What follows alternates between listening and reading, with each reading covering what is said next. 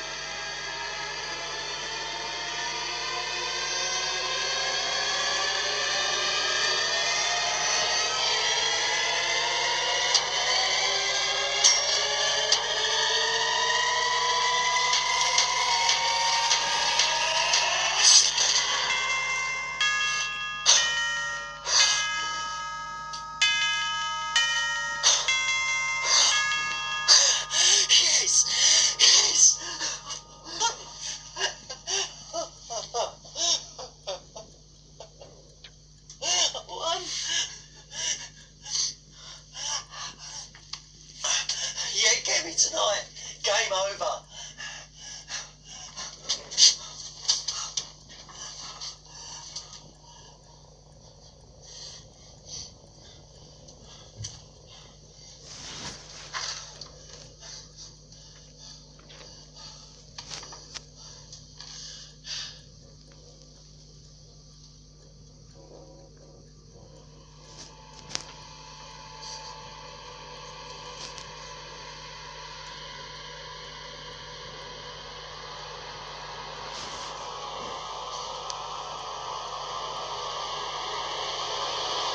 Where's Foxy?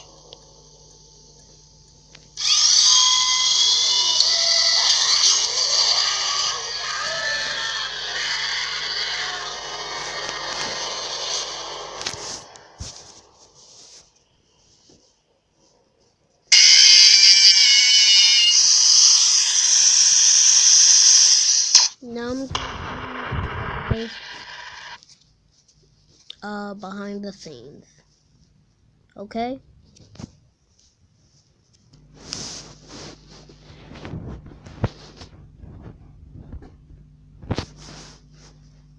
Hi guys. Today actually now this is actually in the same video. So I checked that. Huh.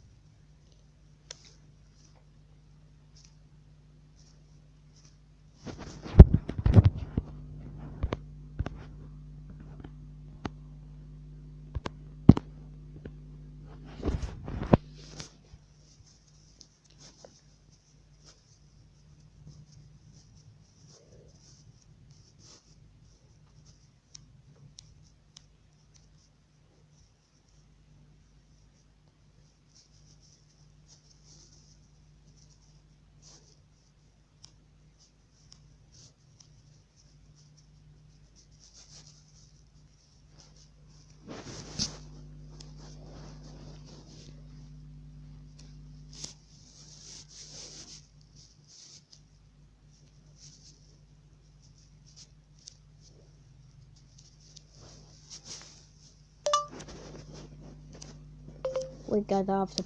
Here's one of the behind the scenes, guys. Hello and welcome to another tips and tricks video. Now, this particular trick isn't that easy actually. It's a really sort of high-end 3D effect. But we've been having a lot of requests for behind the scenes on Five Nights at Freddy's, so I thought this would be a really good opportunity to show one of those effects. One scene we nearly didn't film due to being behind schedule was the body in the closet scene.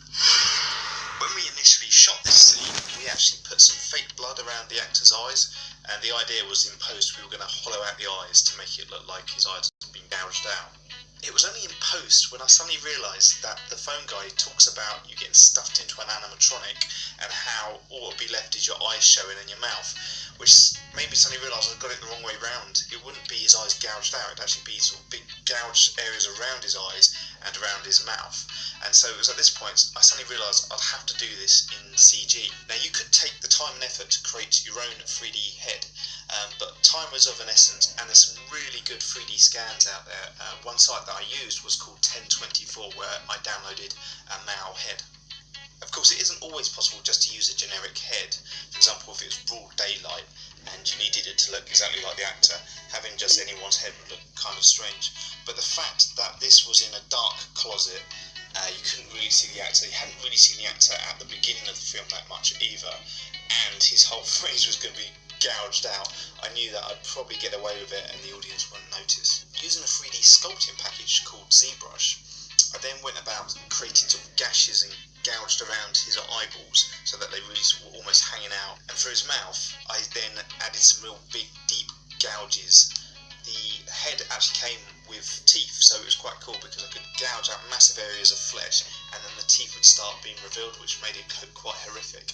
The next step was to track the original actor's movement using a piece of software called PFTrack, and this would then track his head movement, which I could then transfer that movement onto the 3D model.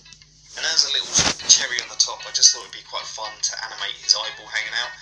We actually did a short sketch many years ago with Stuart called, I think it's a Bike Rider's Accident, where he takes off his bike helmet and his face is hanging off and his eyeball hangs out there, so I kind of You guys will probably like this one better. Hello and welcome to another of our fortnightly tips and tricks videos. Now remember, if you do like this video, please subscribe on costumes or CGI. So I thought it'd be fun to talk about the process of how I brought these animatronics to life. Chica featured quite heavily in Five Nights at Freddy's, so let's use her. When starting any 3D project, it's always best to refer back to reference. Now with Five Nights at Freddy's there's an abundance of images out there, as well as the 3D models provided on the Steam website called Source Filmmaker. Now I refrained from using those models mainly because I knew this was going to be in the film and there'd be a few shots where it was quite close to the animatronics and I wanted as much detail as I could get. To create the 3D models, I'm using a piece of software called ZBrush by Pixelogic. Now, this is just one of many 3D packages out there. You can use any 3D package to do the job. There's actually a free package called Blender. When creating 3D models, you have to remember that really they're just mathematical shapes. These shapes are called polygons. But if you have too many of these, this can slow down your computer because it has to work out where every shape is for every frame. So it's good practice to make sure that your base model has as few polygons as possible because this is the model that you're... Okay guys, I'll continue with the video in the next video. Bye!